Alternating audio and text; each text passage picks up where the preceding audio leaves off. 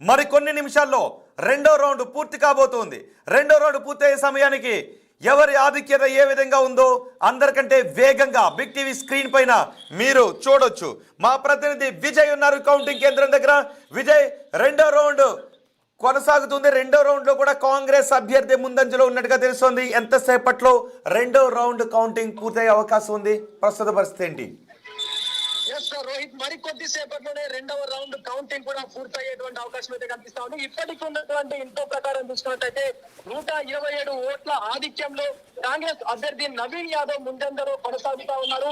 So ఈ lead ఇలాగే కొనసాగితే ఖచ్చితంగా నవీన్ యాదవ్ గెలుపొందుతారంటూ కూడా కాంగ్రెస్ కు సంబంధించినటువంటి కార్యవర్గం అంతా కూడా మాట్లాడుకుంటా ఉంది. ముఖ్యంగా ఆ బీఆర్ఎస్ కు సంబంధించినటువంటి అంశం తీసుకున్నట్లయితే తగ్గేదే లేదన్నట్టుగా పోటీగా అయితే ఇరు వర్గాలకు సంబంధించి బీఆర్ఎస్ పార్టీకి అలాగే కాంగ్రెస్ పార్టీకి కూడా ఓట్లు అయితే షేర్ అవుతున్నటువంటి పరిస్థితి కూడా కనిపిస్తా ఉంది. టఫ్ కాంపిటీషన్ అయితే బీఆర్ఎస్ అండ్ కాంగ్రెస్ మధ్యనే కొనసాగుతా ఉంది రోహిత్. సో మనం చూస్తా ఉన్నాము కౌంటింగ్ హాల్ వద్ద అయితే ఇరు వర్గాలకు సంబంధించినటువంటి విజయ్ మీరు కొంచెంసేపు అందుబాటులోనే ఉండండి. ఎస్, ప్రస్తుతం రెండో రౌండ్ కంటిన్యూ అవుతుంది. రెండో రౌండ్ లో ప్రస్తుతానికి నవీన్ యాదవ్ 1091 ఓట్ల ఆధిక్యంలో ఉన్నారు.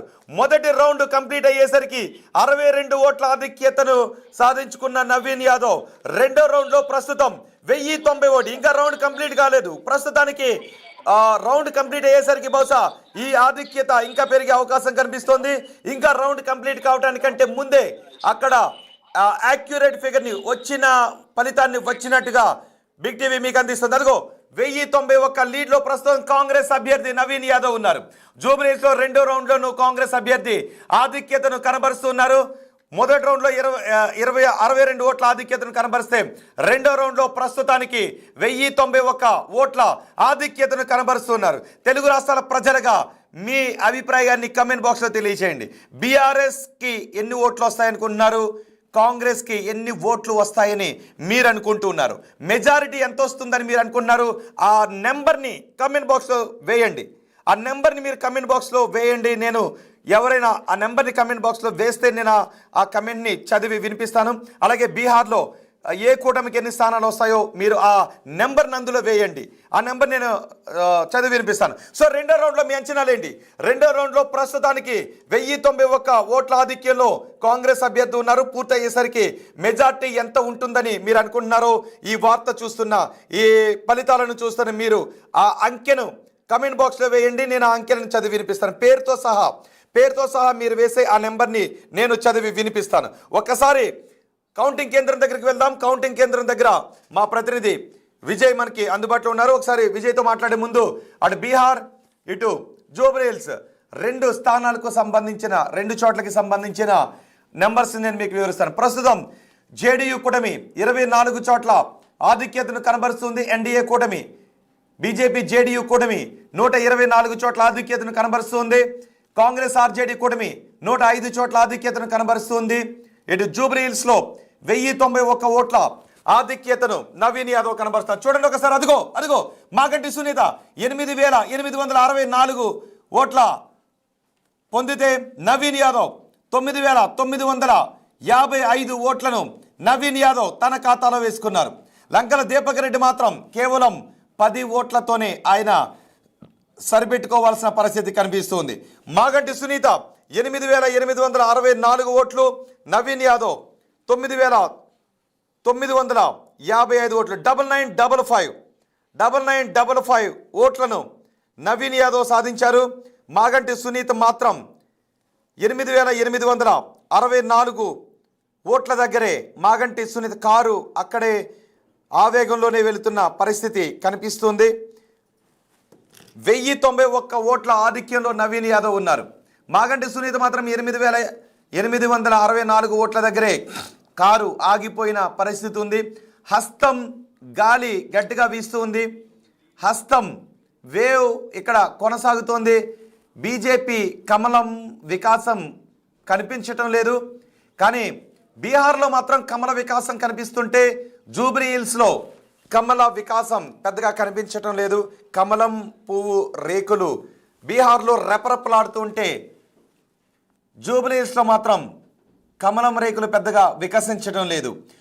243 స్థానాలున్న బీహార్ అసెంబ్లీలో అడుగు పెట్టాలి అంటే 122 స్థానాలను కైవసం చేసుకోవాలి.